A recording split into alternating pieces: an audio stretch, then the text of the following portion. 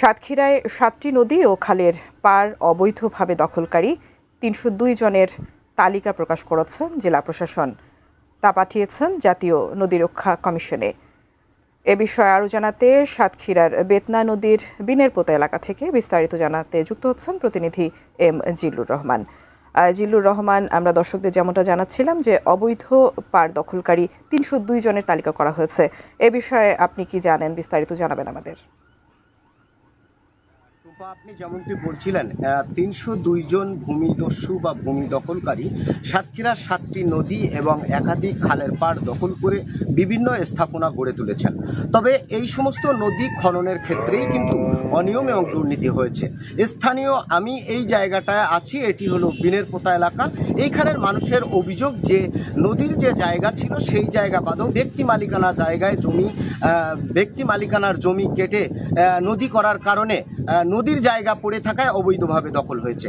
এমন 302 জনের তালিকা করেছিলেন সাবেক ডিসি আফরোজা আক্তার। এরপর বর্তমান ডিসি মিস কাউসার আজিজ এই তালিকা জাতীয় নদী রক্ষা কমিশনে প্রেরণ করেন। এরই জের ধরে এই ঘটনাকে কেন্দ্র করে সাতক্ষীরার গণমাধ্যমগুলো ব্যাপকভাবে খবর প্রচার করে।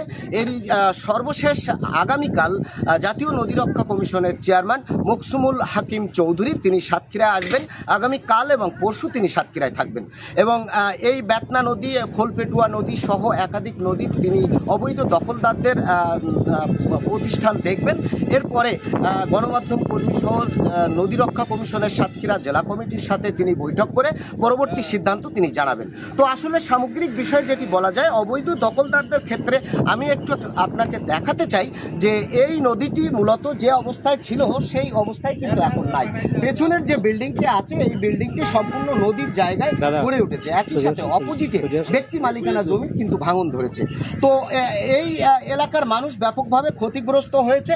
সামগ্রিকভাবে বলা যেতে পারে যে এই অনিয়মের কারণে অবৈধ দখলদাররা নানাভাবে এই সমস্ত জমি দখল করে তারা গড়ে তুলেছে। তো এই ছিল সাতক্ষীরা থেকে আমার কাছে সর্বশেষ খবর।